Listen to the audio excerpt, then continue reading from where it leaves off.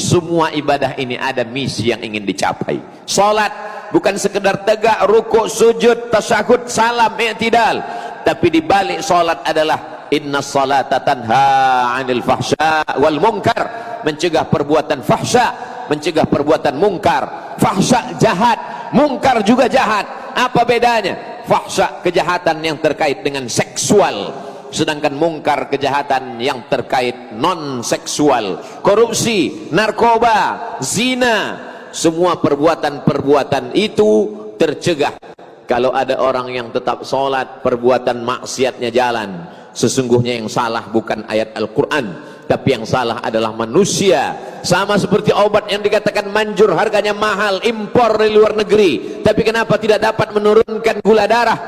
Bukan obatnya yang tidak manjur, tapi orang yang meminum obat itu tidak mengikuti aturan pakai, tidak mengikut aturan dokter, tidak sesuai dengan anjuran yang sudah disampaikan orang-orang yang mengatakan kalau kau ikuti aturan ini, makan obatnya, jauhi larangannya, maka kau akan sehat.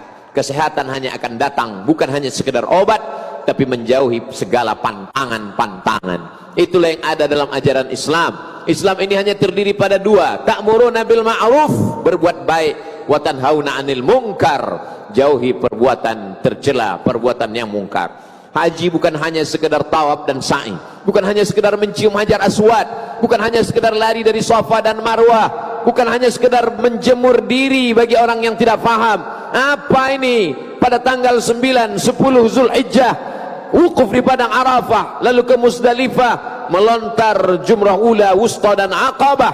Di balik itu semua, faman faradha fihinnal hajja, siapa yang melaksanakan ibadah haji fala rafatha, maka dia tidak melakukan perbuatan kejahatan seksual, wala fusuqa, dia tidak melakukan perbuatan kejahatan non seksual fasik, wala jidal, lidahnya tidak kasar, caci maki, sumpah serapah. Jangan terjebak pada ritual ibadah. Berapa kali sholat, berapa kali melaksanakan umrah, ada tujuan, target, visi misi yang ingin dituju dari ibadah-ibadah itu. Bagaimana dengan puasa?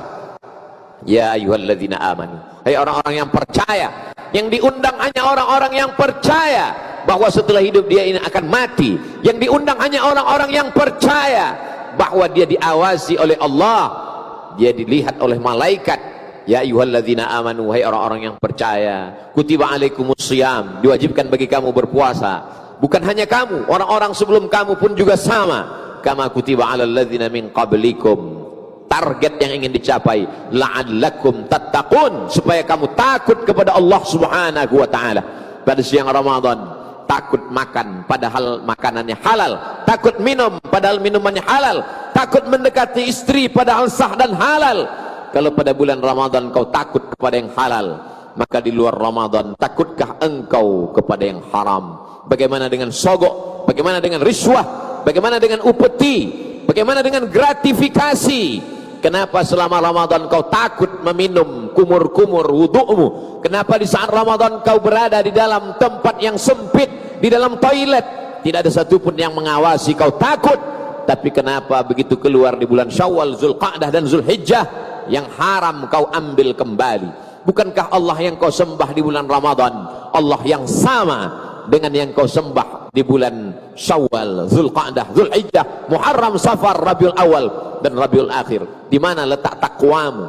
Setiap hari Jumat khatib naik ke atas mimbar berpesan, usikum wa nafsi, aku pesankan kepada diriku bitaqwallah, takwa kepada Allah Subhanahu wa taala. Kalau kau besarkan Allah dalam hatimu, kalau kau besarkan Allah dalam dirimu, kalau kau besarkan Allah dalam pikiranmu, pastilah setan akan mengecil, pastilah dia akan pergi. Karena tidak mungkin ada antara Allah dan setan dalam satu ruang yang sama. Tidak akan mungkin ada binatang buas dengan binatang ternak di tempat yang sama.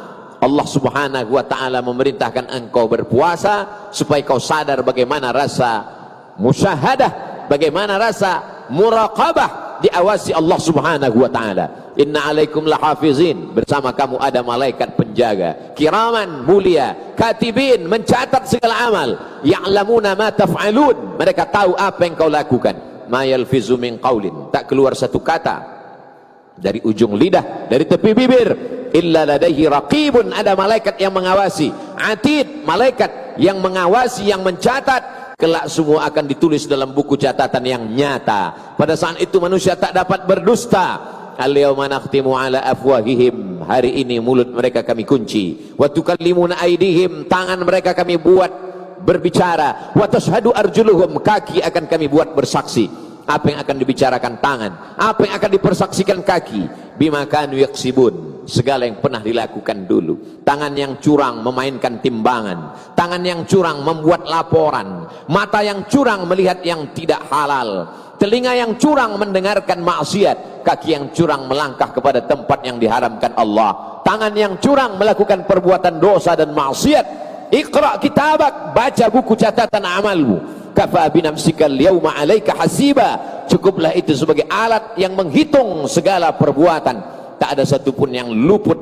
Inna rabbaka labil mirsad, Allah senantiasa melihat, mengawasi, dan kelak semua akan dituntut di hadapan Allah subhanahu wa ta'ala. I'malu ma syi'tum, perbuatlah sesuka hatimu, perbuatlah sesuai pikiranmu, tapi ingat, fa innaka mayyit, kau akan mati, kau hanya akan menjadi bangkai, kau akan diminta tanggung jawab di hadapan Allah subhanahu wa ta'ala. Inna sam'a, pendengaran, wal basar, penglihatan, wal fuad, hati dan pikiran, kullu ulaika kana anhu mas'ula, semua akan disoal, semua akan ditanya. La tus'alunna yawma idzin 'anin na'im, semua kenikmatan, kedipan mata, bisikan telinga, lintasan hati dan pikiran, semua akan dituntut, diminta pertanggungjawaban. Wa in tubdu ma fi anfusikum, kalau kau nyatakan apa yang ada dalam hati dan pikiranmu, au tukhfuha, atau kau sembunyikan, yuhasibukum bihillah, kamu tetap akan dihisab.